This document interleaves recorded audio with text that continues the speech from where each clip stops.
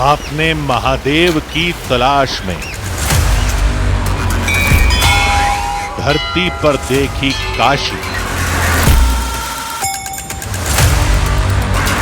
आकाश के पास देखा कैलाश। आज देखिए युगों से भक्तों से छुपा जल के तल में मिला शिव परिवार का गुप्त एकांतवास।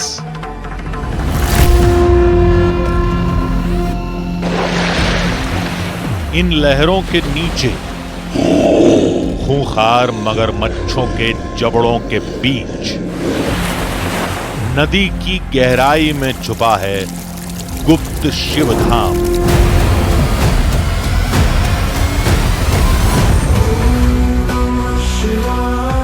जहां महादेव का विशाल मंदिर मौजूद है, जहां वो पूरे परिवार के साथ रहते हैं और जहां उनके होने का प्रमाण आंखों के सामने दिखता है।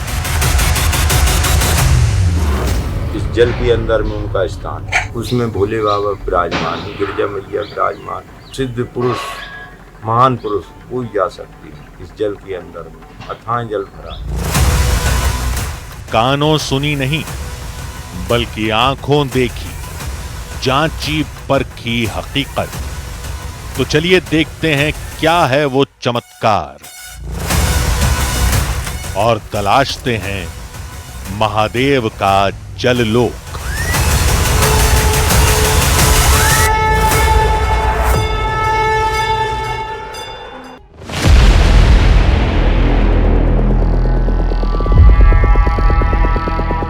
ये है मध्य प्रदेश का सागर जिला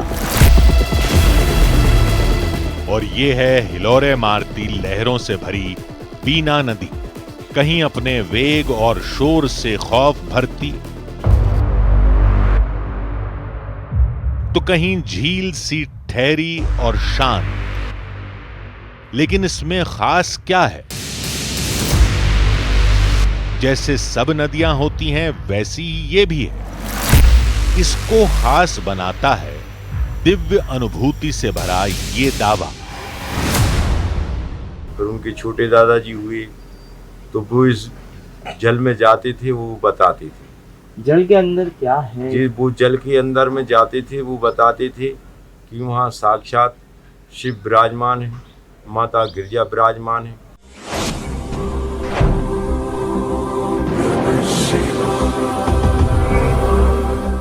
ईश्वरीय भक्ति जब चरम पर होती है तो अनोखे एहसास कराती है। मुमकिन है कि भोले के किसी अदम्य भक्त को शिव और शक्ति का आभास हुआ हो।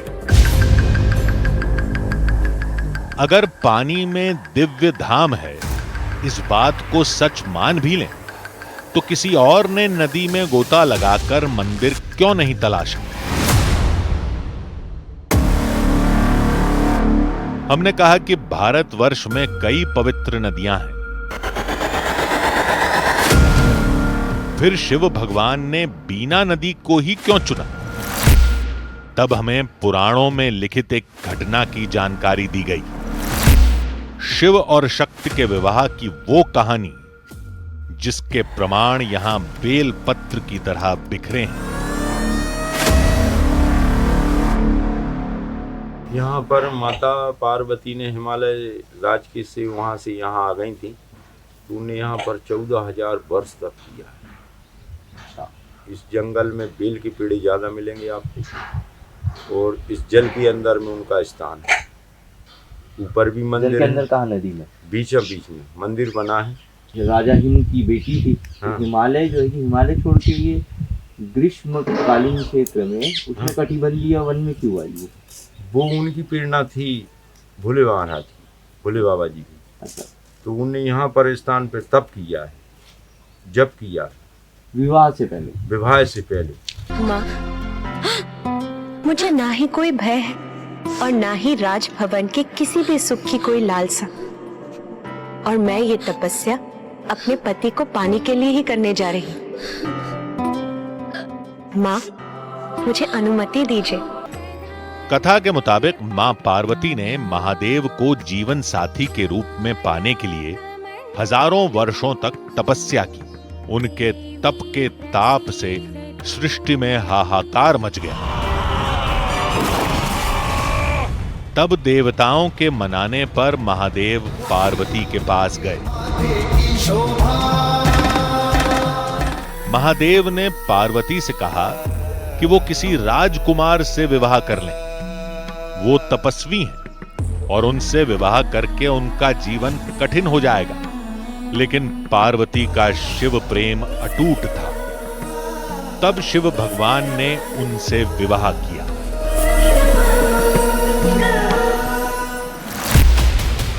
मां पार्वती की तपोस्थली कहां स्थित है, इस बारे में कई जगहों का वर्णन मिलता है।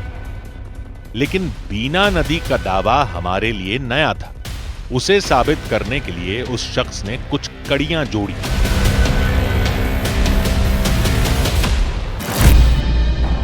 वहीं बीना नदी का नाम भी इस दावे को सत्य के समीप खड़ा करता दिखता है। बीना नदी रायसेन जिले की बीलगढ़ पहाड़ी से निकलती है।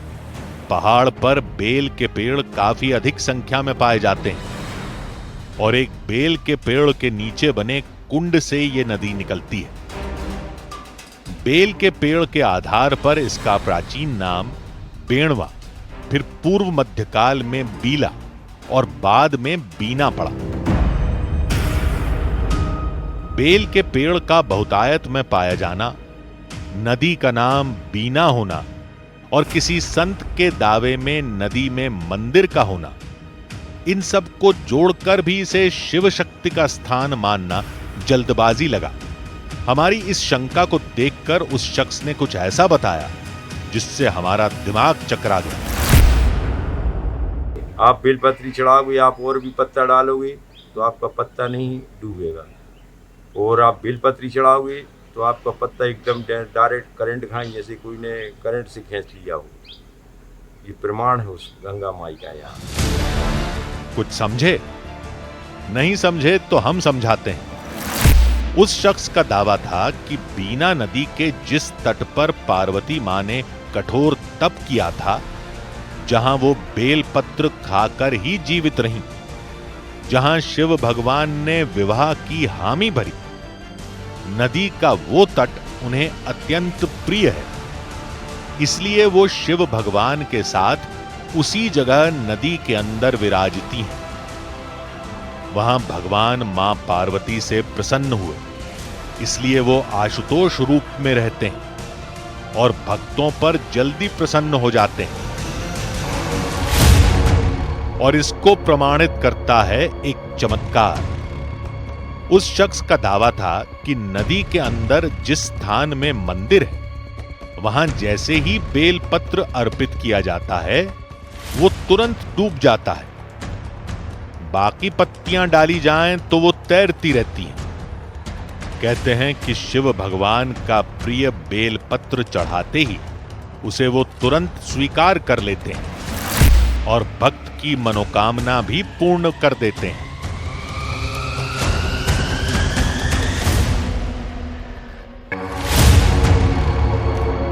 बीना नदी के पास ऐसे कई और धाम हैं जिनका नाता मां सती से बताया जाता है। सफर के दौरान हमें एक और धाम के दर्शन हुए। ऊंची पहाड़ी पर स्थित यह है गौरी दंत धाम। लोक मान्यताओं के मुताबिक यहां पर सती के दांत गिरे थे, जिसकी वजह से इसका नाम गौरी दंत पड़ा।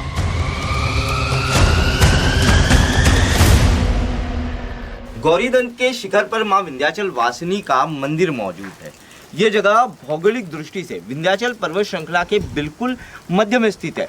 मान्यता के अनुसार ये जगह विक्रम बेताल की कहानी वाले राजा विक्रमादित्य से भी जुड़ती है। कहा जाता है कि सतयुग में इसी जगह पर राजा विक्रमादित्य को मां विंध्याचल वासिनी ने दर्शन दिए थे, जिसके बाद राजा विक्रमादित्य ने इसी जगह पर मां विंध्याचल वासिनी के एक मंदिर का निर्माण कराया था।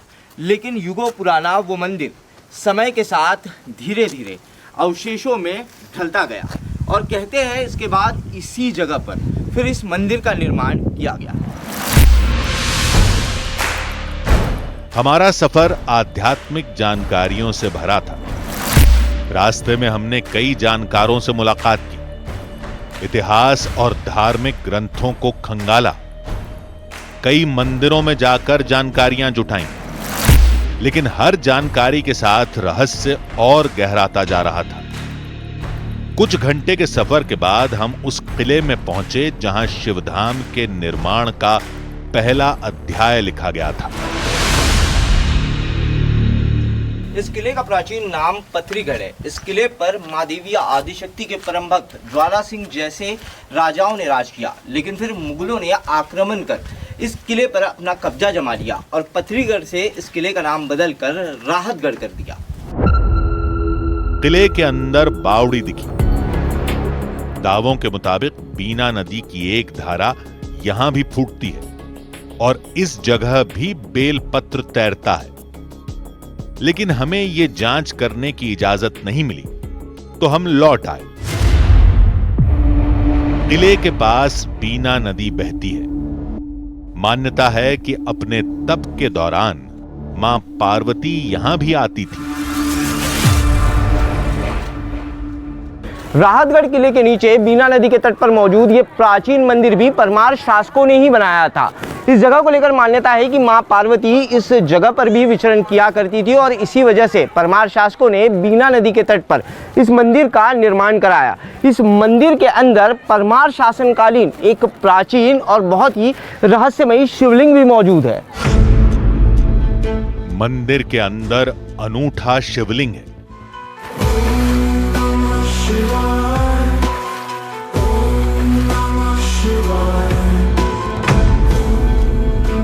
जिसमें माला के 108 मनकों की तरह 108 शिवलिंग दिखाई देते हैं। लगभग 10 सदी पहले स्थापित किए गए इस शिवलिंग की विशेषता यह है कि एक ही पत्थर को तराशकर उसके अंदर 108 शिवलिंग स्थापित किए गए हैं। ये शिवलिंग पहले साबुत हुआ करते थे, लेकिन जब इस इलाके में मुगल आक्रांत आया तो उन्होंने इन लिंगों को तोड़ दिया। इस मंदिर के अंदर भगवान शिव के अलावा कार्तिकेय जी, उनकी पत्नी भगवान गणेश, उनकी पत्नी मां पार्वती समेत पूरा शिव परिवार मौजूद है। और इस शिव परिवार की स्थापना इस मंदिर के अंदर इसीलिए की गई क्योंकि ये मंदिर गिरजा दहार के करीब है और परमार राजा भी ये मानते थे कि गिरजा दहार वाली जगह पर जल के अंदर एक धाम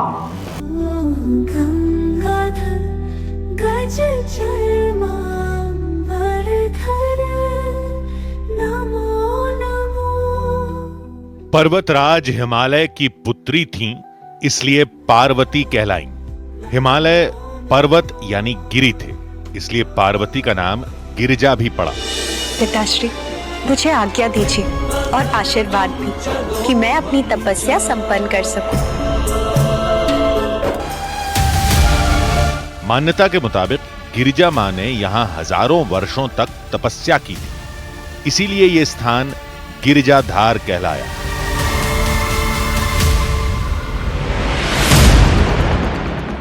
और वो यहां बेलपत्र खाकर जीवित रही, जिसका सबूत है यहां बहुतायत में पाए जाने वाले बेल के पेड़।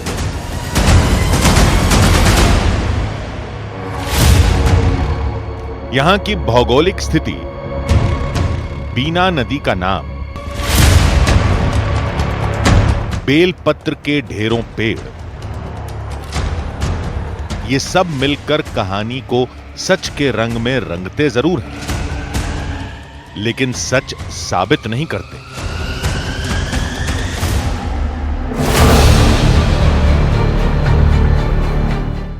अगर यहां सब बातें पौराणिक कहानियों से मेल खाती हैं, तो क्या यहां बेलपत्र भी डूबेगा? यह समझने के लिए हमने पहले उन संत के आश्रम का रुख किया जिन्हें जल समाधि के समय शिवधाम दिखा था।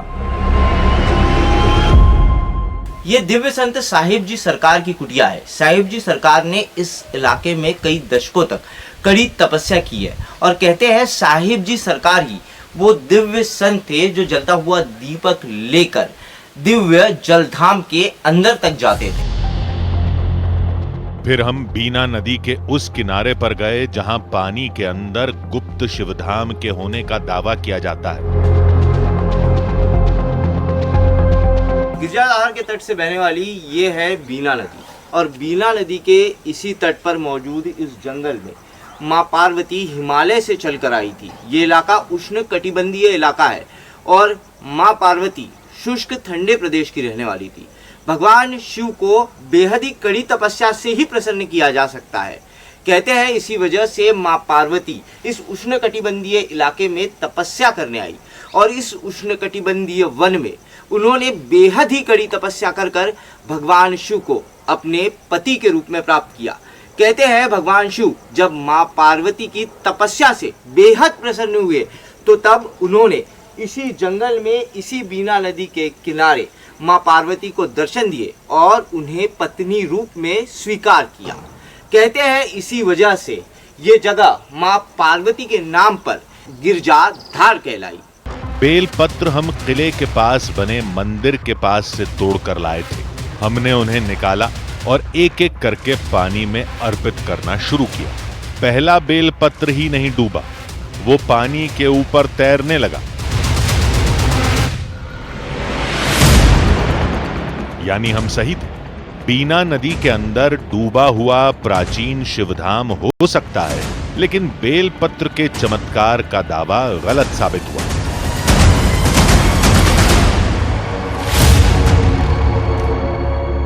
कहानी खत्म समझकर हम जाने ही वाले थे कि तभी एक साथी की बात ने हमें रोक दिया।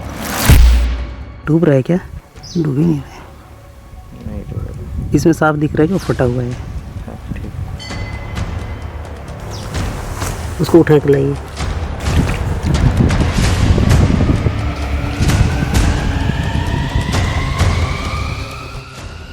ये बेलपत्र खंडित है यहाँ से। अब अच्छा पत्थर डालिए तुरंत।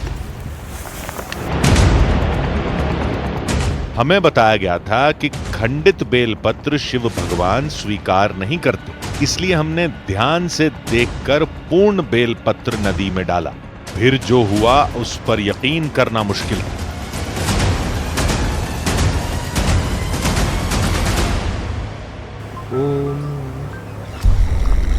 देखिए पहला बेलपत्र हमने डाला, वो बेलपत्र डूबा नहीं क्योंकि वो खंडित था, और दूसरा बेलपत्र जैसे ही मैंने भगवान शिव का नाम लेकर इस नदी के अंदर अर्पित किया तो वो तेजी से नीचे के तरफ चले गया, तेजी से नदी के गर्भ में चले गया।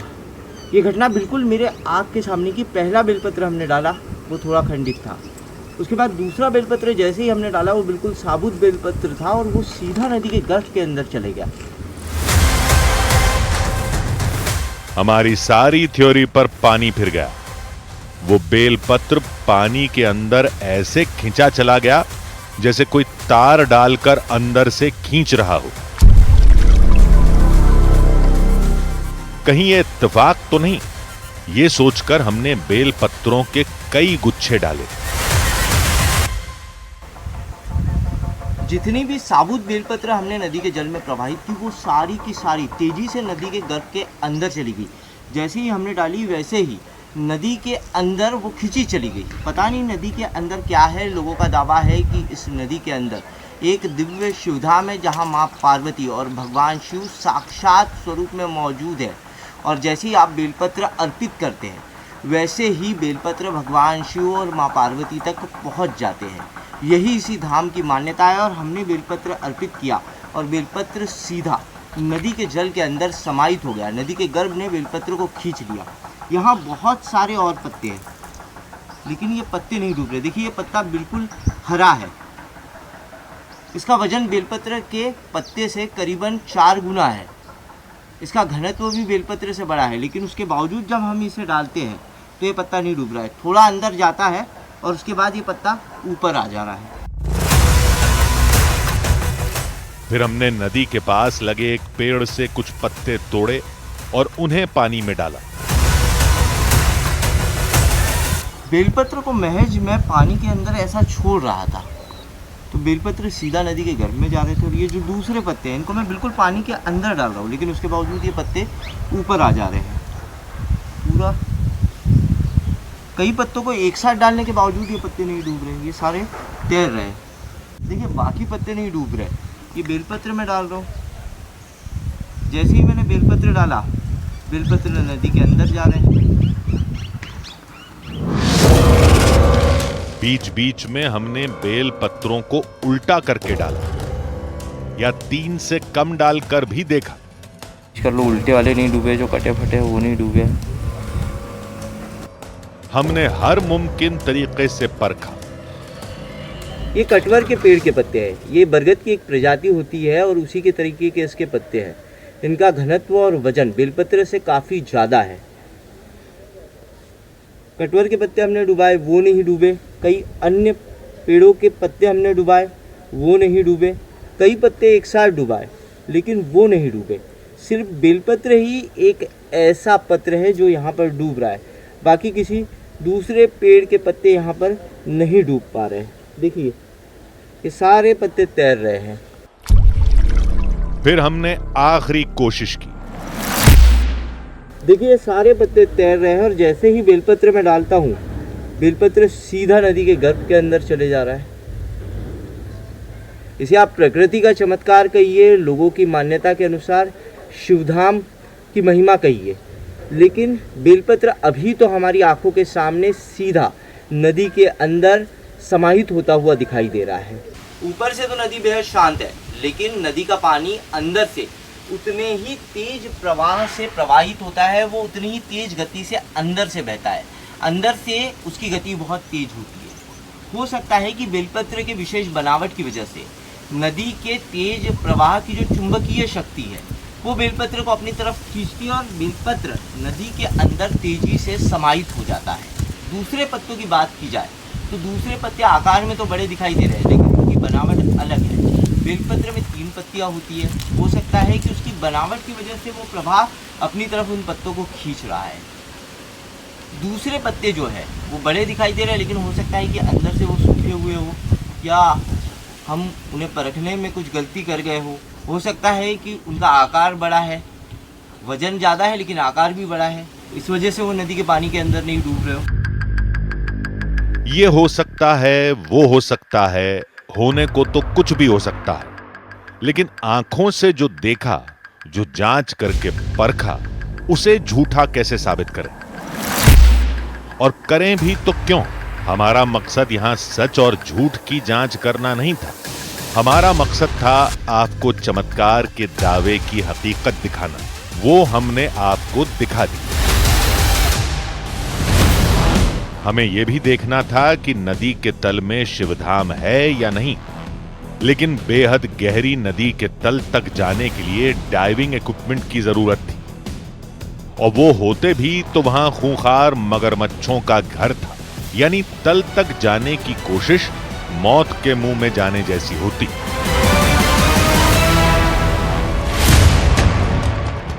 इसलिए हमने वहीं सर नवाया और वापस चल दिए। वैसे भी आस्था से जुड़े हर रहस्य को सुलझाना जरूरी नहीं है। जरूरी है उस जगह की आध्यात्मिक और सात्विक ऊर्जा को अपने अंदर महसूस करना, ताकि हम बेहतर इंसान बने। आशुतोष बन संतुष्ट रहें। बेल पत्र बनकर सबको शीतलता दें, और बीना नदी सा निर्मल बन यूं ही बहते रहें। ओम नमः शिवाय।